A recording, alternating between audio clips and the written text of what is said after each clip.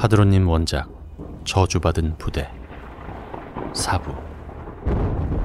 이봐, 수사관! 깊은 정막 속에서 누군가가 강상사를 반복해서 불렀다.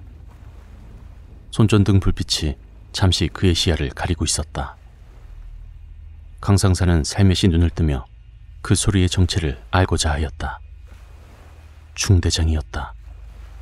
계속 강상사를 감시하며 쫓아다녔는지 쓰러져 있던 강상사를 제일 먼저 발견하였다. 정신이 들자 주변에 쌀알처럼 쏟아지는 빗소리가 귀에 들어왔다.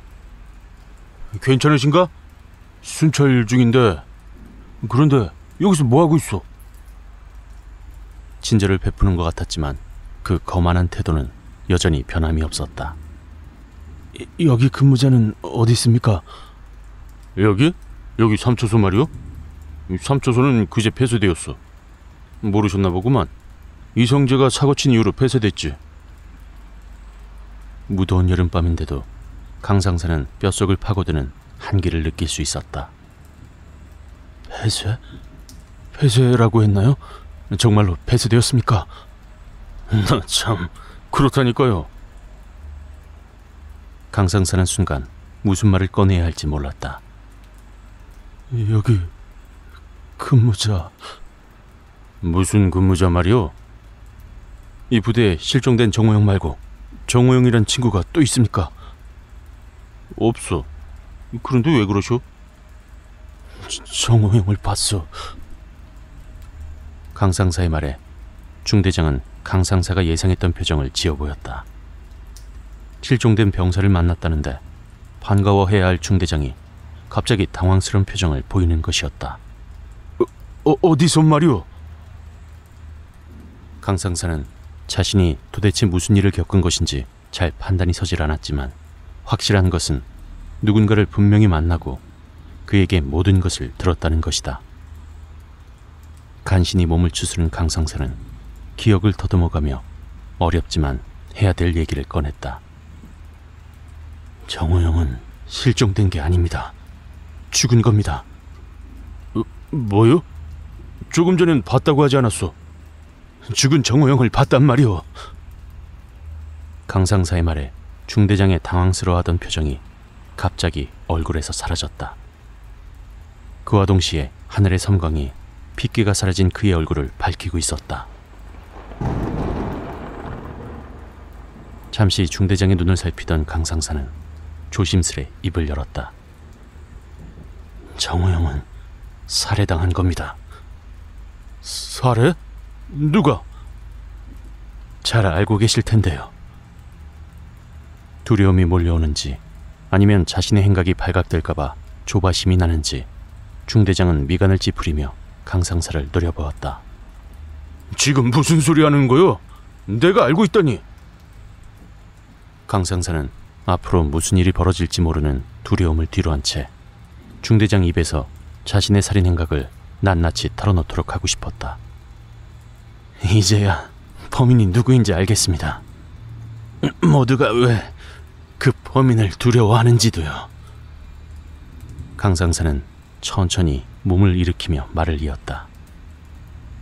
정호영, 대검에 맞아 죽었습니다. 그 순간 하늘의 섬광과 천지를 뒤흔드는 천둥 소리가 중대장의 당황스러운 표정과 함께 쏟아져 내렸다. 박인배, 이성재, 김철진이 목격자지요. 그리고 저수지에 정호영을 안매장한 거고요. 그런데 아무도 입을 열지 못했죠. 그들은 그럴 수밖에 없었겠죠.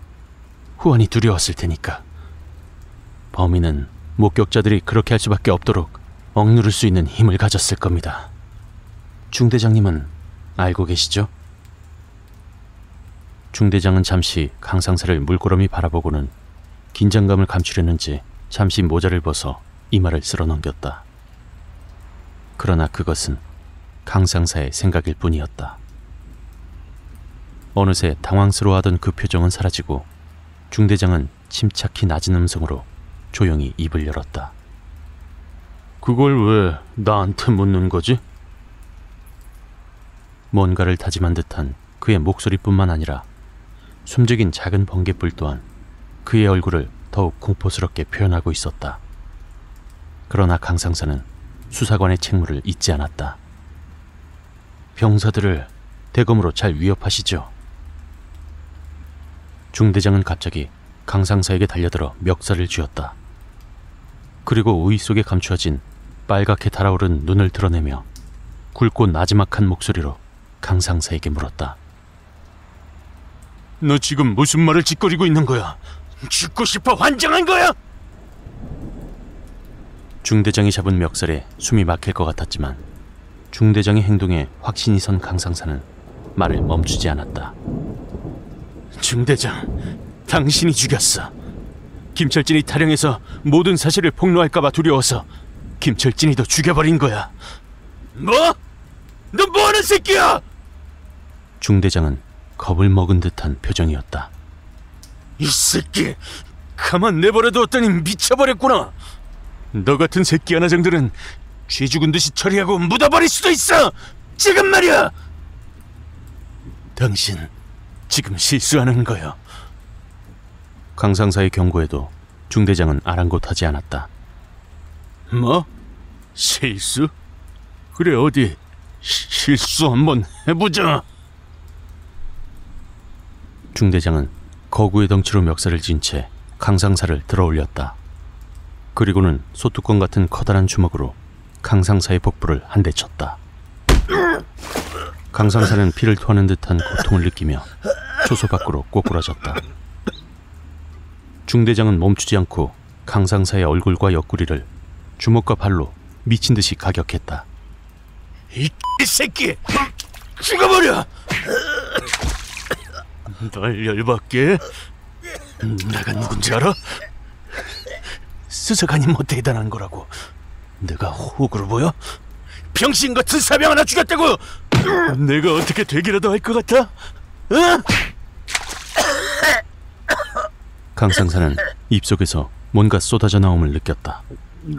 피였다. 그러나 강상사는 쏟아져 나오는 피를 잠시 머금곤 중대장에게 말을 했다. 그렇게 아무런 죄책감도 느끼지 못했겠지. 당신이 그러고서 한 부대의 중대장이요? 악마 같은 인간. 쓰레기 같은 군인들은 죽은 거나 다름없지. 군인이 군인답지 않으면 죽은 거나 마찬가지라고. 전쟁 나면 소총이나 부둥켜 안고 울면서 엄마나 찾을 놈들이겠지. 그 새끼들은 다 쓰레기였어. 개쓰레기 같은 놈들만 보인 게 이 부대라고. 당신은 좋아서 군인이 됐겠지만 그들은 국가의 명령을 받고 어쩔 수 없이 들어온 것이오. 군인으로선 모자랐겠지만 사회에서는 어떤 사람이 될지 몰랐을 젊은이들이었어. 나한테 훈계하는 건가? 쓰레기는 쓰레기일 뿐이야. 그런 쓰레기 하나 치웠다고 해서 나에게 큰 변화가 일어나진 않아. 당신이 나와 같은 군인이라니 너무 부끄럽소.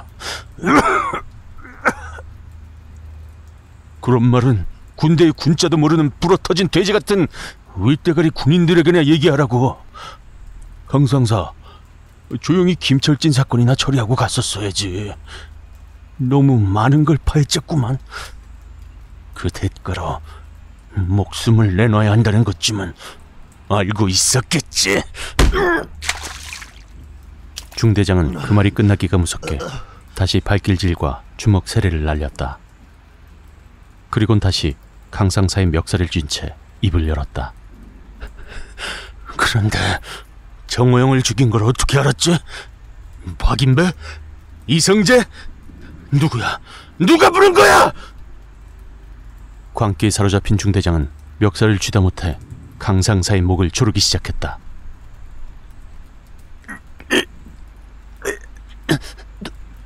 누구냐고? 당신이 죽인 정호영. 뭐 이 새끼야! 다시 강력한 중대장의 주먹질이 시작되었다. 죽임을 목적으로 하는 엄청난 거구의 힘을 강상사는 이겨낼 수가 없었다. 강상사의 입에서 개거품처럼 피거품이 부글거리기 시작했다. 숨을 쉬려 할 때마다 쏟아지는 빗물이 입과 코를 틀어막고 있었다. 불현듯 죽음을 직감한 강상사는 찢기는 듯한 복부의 통증을 이겨내곤 중대장을 있는 힘껏 밀어붙였다. 그리고 간신히 움직일 수 있는 오른팔로 힘겹게 오른쪽 허리춤 어디엔가 있을 권총을 찾았다. 그러나 아무리 그 주변을 더듬어 보아도 권총은 어디로 사라졌는지 보이지 않았다. 잠시 뒤로 나동그라진 중대장은 어둠 속에서 무언가를 쥐어드는 것 같았다. 하늘의 섬광이 그것이 주먹보다 큰 돌덩어리임을 알려주고 있었다.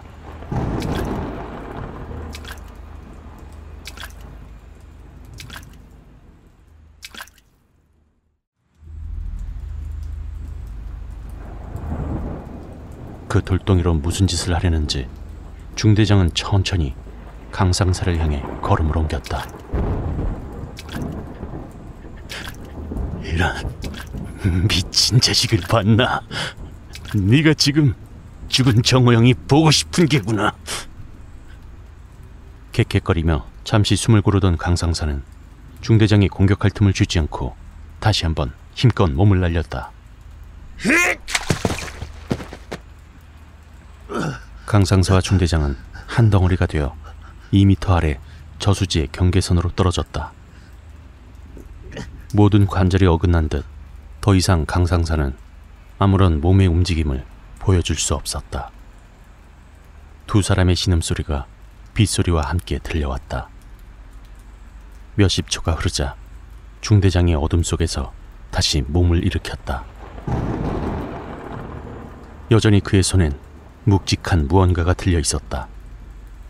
저수지 물과 빗물에 젖어 숨을 헐떡이고 있는 강상사는 억지로 숨만 고르고 있을 뿐 더 이상 아무런 저항도 할 수 없었다. 단지 본능적으로 주변의 물속까지 더듬거리며 어디로 사라졌을지 모를 권총을 찾는데 필사적으로 주력했다. 저승사자처럼 어둠의 실루엣을 보이며 중대장이 천천히 다가왔다. 그 순간 어둠 속에서 일어선 존재가 중대장뿐이 아니라는 것을 강상사는 희미해져가는 시야를 통해 볼 수 있었다. 저수지 물속에서 끈에 매달려 올라오듯 천천히, 아주 천천히 솟아오른 존재. 뭐라고 외치고 싶었지만 강상사는 숨이 막혀 아무런 말도 할 수 없었다. 단지 빗물 섞인 피거품만이 부글거리고 있었다.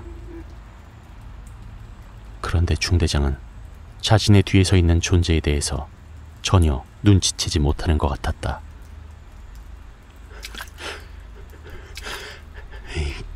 이 새끼, 평생 정호영이랑 같이 있어줘야겠어. 중대장은 자신의 오른손에 쥐어진 무언가를 들어올리기 시작했다. 그리고 천천히 강상사에게 다가왔다. 강상사는 조금씩 자신의 고통이 그다지 심해지지 않음을 느낄 수 있었다. 이것이 죽는다는 것인가? 소리가 들리지 않았다. 중대장은 강상사에게 계속 뭐라고 욕설을 내뱉고 있었지만 강상사는 아무런 소리도 들을 수 없었다. 그냥 희미하게 보이는 두 사람. 그것이 전부였다.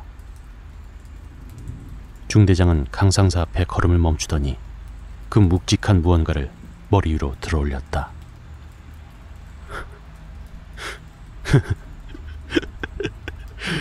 그냥 조용히 죽어라. 그 순간 쇠사슬에 소름 끼치는 마찰음이 들렸다. 그 소리에 놀란 중대장은 행동을 멈추었고 천천히 고개를 돌려 자신의 뒤에 있는 정체를 확인했다. 그러나 그가 확인한 것은 자신의 머리 위로 높이 들어올려진 소총 끝에 장착된 대검이었다. 그 존재는 그것을 중대장의 어깨에 내리꽂았다. 강상사는 뭔가 뜨거운 것이 자신의 얼굴로 뿜어져 나온다는 것을 느꼈다. 중대장이 온갖 몸부림을 치며 비명을 지르는 것 같았지만 강상사는 아무런 소리도 들을 수 없었다. 점점 희미해지는 영상 속에서 강상사는 중대장이 또 한 번 그 존재에게 공격당하는 것을 볼 수 있었다. 중대장의 목덜미에 시퍼런 대검이 꽂혔다. 전기에 감전이 된 것처럼 마지막 반사적인 몸부림으로 중대장의 몸이 떨고 있음을 희미하게나마 알 수 있었다. 강상사는 의식을 잃고 말았다.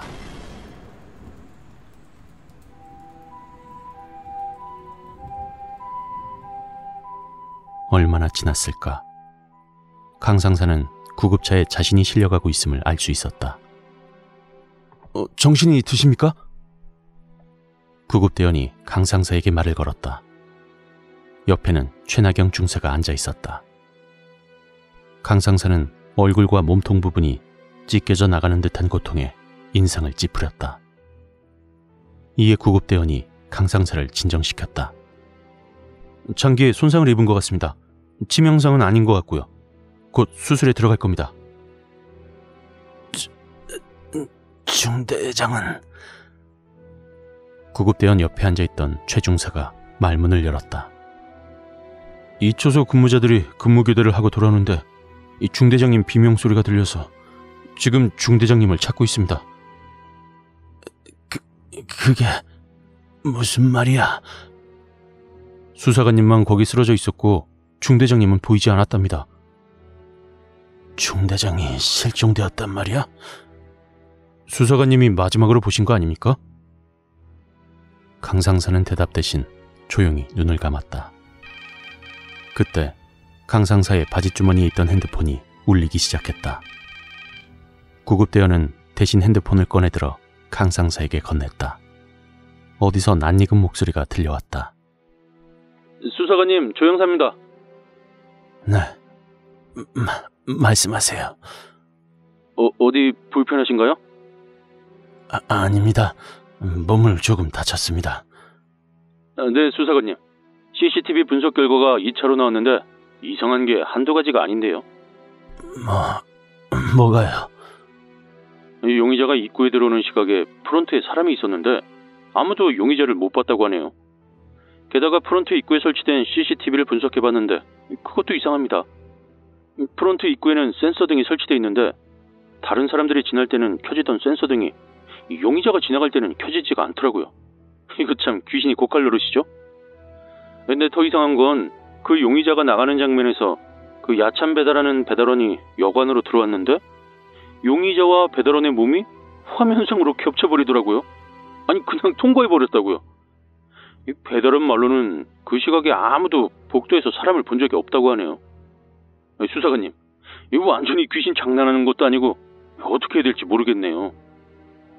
조용히 조영사의 말을 듣고 있던 강상사는 힘겹게 말을 꺼냈다. 형사님, 김철진은 자살했을 겁니다. 예? 자살요? 처음엔 아니라고 하셨잖아요. 덩치가 우람한 사람이 중대장이라고 생각했었는데 그게 아니더라고요. 중대장이요? 그 부대 중대장이 용의 선상에 있었단 말씀이십니까? 믿으실지 모르겠지만 다음에 자세한 얘기를 해드리겠습니다. 그리고 저수지의 물을 싹 빼버리십시오. 저수지요? 거기에 이 사건의 모든 비밀이 숨어 있습니다. 군 검찰에 소환되기 전 보름간 병원에 머무는 동안 강상사는 몇 가지 소식을 전해 듣게 되었다. 중대장과 정호영 일병의 시신이 저수지에서 발견된 것, 썩어 문드러진 정호영 일병의 시신과 중대장의 시신이 쇠사슬로 엮여 있었다는 것, 중대장의 사인은 익사라는 것. 강상사는 본능적으로 수사관 노릇을 오래 할 수 없음을 느꼈다. 중대장이 죽기 전 마지막에 같이 있었던 사람은 바로 자신이었고 1년의 사건에 대해 군 당국을 설득하는 데에는 상당한 시간이 필요할 것 같았으며 이런 미스테리한 일들을 다음에 겪게 된다면 그땐 감당하기 힘들 것 같았기 때문이다. 그나마 온전히 남아있는 중대장과의 마지막 대화 내용을 담은 녹음기만이 그를 위로할 뿐이었다. 그러나 강 상사가 진정 듣고자 하는 것은 중대장과의 대화 내용이 아니었다. 도대체 누구하고 대화하는 걸 녹음한 겁니까? 같은 병실을 사용하고 있는 중사 한 명이 강 상사의 행동이 의아한 듯 물었다. 수도 없이 반복해서 정호영과의 대화가 담긴 녹음기를 재생했지만 들리는 소리라고는 강 상사 자신의 목소리와 알아들을 수 없는 잡음뿐이었다.